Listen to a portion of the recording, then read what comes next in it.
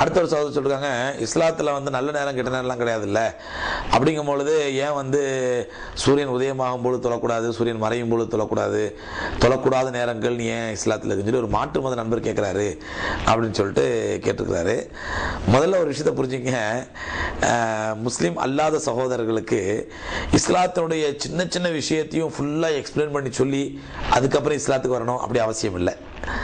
சில விஷயங்களை எக்ஸ்பிளைன் பண்ணவும் முடியாது, அவங்களால விளங்கவும் முடியாது. மறைவான விஷயங்கள்லாம் எவ்வளோ இருக்குது. அதனால் முதல்ல விளங்கினவர்களும் இஸ்லாத்துக்கு தெரிஞ்ச முதல்ல இஸ்லாத்துக்கு வர சொல்லுங்க. இஸ்லாத்துக்கு வந்ததுக்கு பிறகு அதோட நுணுக்கமான கேள்வியெல்லாம் கேட்டுக்க சொல்லுங்க. எனவே இப்போ தொழக்கூடாத நேரம்னு சொல்லுறதுனால நல்ல நேரம் கெட்டதுன்னு அர்த்தம் அல்ல. அது தொழுவதற்குரிய நேரங்கள், தொழக்கூடாத நேரங்கள்.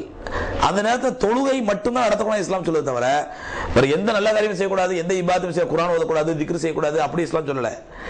அப்போ கேட்பா, தொழுவுறதுக்குன்னு ஏன் சூரியன் உதயமானத்துக்குள்ள ஃபஜ்ர் முடிச்சாகணுமா, சூரியன் உதயம் தொழுதா என்ன அப்படின்னு நான் முஸ்லிம் கேட்பாரு. இதுக்கெல்லாம் விளக்கம் சொல்லிட்டு இருக்க முடியாது.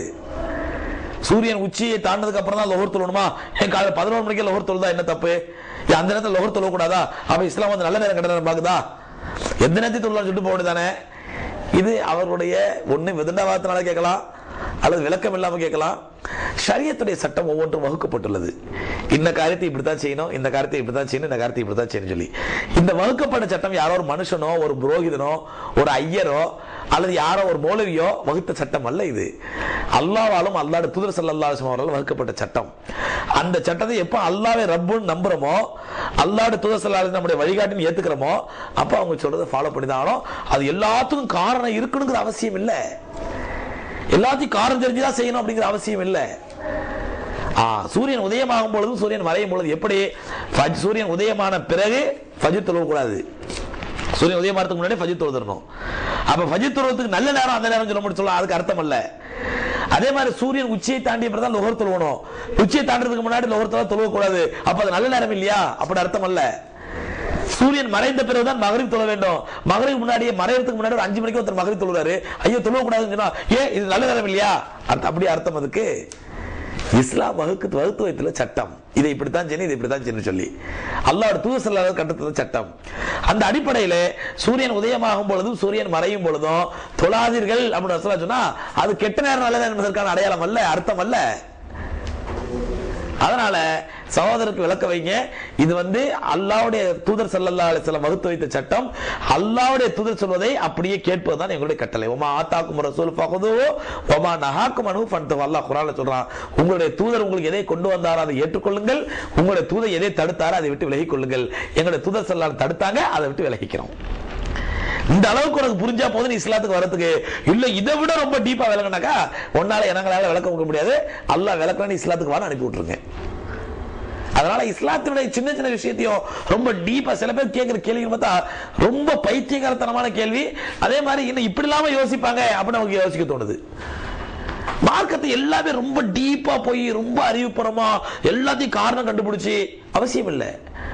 அவர் சகோதரர் கேட்டிருக்கிறாரு, யாசின் சூராவை குர்ஆனுடைய இதயம் என்று ரசூலுல்லாஹ் சொன்னது ரகசியம் என்ன, அது என்ன ரகசியம், அதை சிதம்பர ரகசியம் அப்படி கண்டுபிடிச்சு வரதுக்கு என்ன ரகசியம்? ரசூலுல்லாஹ் சொன்னாங்க யாசின் சூரா குர்ஆனுடைய முக்கியமான சூரா, அது ஒவ்வொரு பொருளுக்கும் ஒரு கல்பு உண்டு, குர்ஆனுடைய கல்வி யாசின் சூராண்டாங்க. அதோட அக்செப்ட் பண்ணி முடிஞ்சு போச்சு, ஏத்துங்க. ரசூலுல்லாஹ் சொல்லிட்டாங்க ஆமன்னா சல்லம்னா, இதுக்கு காரணம் என்ன, இதுக்கு ரகசியம் என்ன, அப்படின்னு இதுக்கு ஸ்பெஷாலிட்டி அப்படின்னு ஆராயணும் நமக்கு அவசியம் இல்லையே, நமக்கு தேவையும் இல்லையே.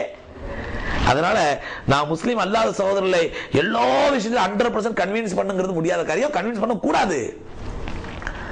எல்லா விஷயத்தையும் கன்வின்ஸ் ஆன பிறகுதான் அவன் இஸ்லாத்துக்கு வர முடியாது. இது எதனால ஏற்படுதுன்னா எந்த கேள்வி கேட்டாலும் பதில் சொல்லணும் அது தேவையில்லை. சில கேள்விகள் இருக்குது, அதனுடைய விளக்கம் நமக்கே தெரியாம வரணும். அதாவது நல்லா புரிஞ்சுக்கணும், முஸ்லீம் அல்லாத சகோதரர் நம்மிடத்தில் கேள்வி கேட்கும் பொழுது அவர்களுக்கு விளக்கம் சொல்வதுதான் நமக்கு நோக்கமா இருக்குமே தவிர அவர்களை கன்வீனியன்ஸ் படுத்துவது, அவர்களை சமாதானப்படுத்துவது நம்முடைய நோக்கம் அல்ல. எதையாவது தர்க்க ரீதியாக அவர் பதில சொல்லி எதையாவது ஒரு வாய் அடைக்கிற மாதிரி சொல்லி அவரை கன்வின்ஸ் பண்ணிடும், இது நோக்கம் அல்ல. இது நோக்கம் வச்சதுனாலதான் இந்த மாதிரி அவங்க ஏடாகணுமா கேள்வி கேட்கறாங்க, நம்மளும் சில சமயம் ஏடாகணுமா பதில் சொல்லிடுறாங்க நம்ம ஆளுங்களும் அவனை கன்வின்ஸ் பண்றதுக்காக. இது நமக்கு நோக்கம் அல்ல. உனக்கு விளக்கம் வேணுமா, அந்த இவ்வளவு விளக்கம் போதும், இதுக்கப்புறம் ஏத்துக்காத உன் விருப்பம். அல்லாஹ்வுடைய தூதர் ஸல்லல்லாஹு அலைஹி வஸல்லம் இஸ்லாத்தை சொன்னாங்க, தாவா செஞ்சாங்களே, எல்லாத்தையும் 100% கன்வின்ஸ் பண்ணி இஸ்லாத்துக்கு கொண்டு வந்தாங்க. ஆனா இப்படியே கேள்வி பதில் நிகழ்ச்சி வச்சு எந்த கேள்வி கேட்டாலும் பதில் சொல்லிட்டு இருந்தாங்க இல்லையே. சில கேள்விகளுக்கு ரசூலுல்லாஹ் மௌனம் சாதிச்சிருக்காங்களா பதில் சொல்லாம? அதனால முஸ்லீம் அல்லாத சகோதரர் எந்த கேள்வி கேட்டாலும் பதில் சொல்லி ஆகணும் அப்படின்னு அவசியம் கிடையாது. நம்ம மார்க்கத்தில் உள்ளதை மட்டும் சொன்னா போதுமானது.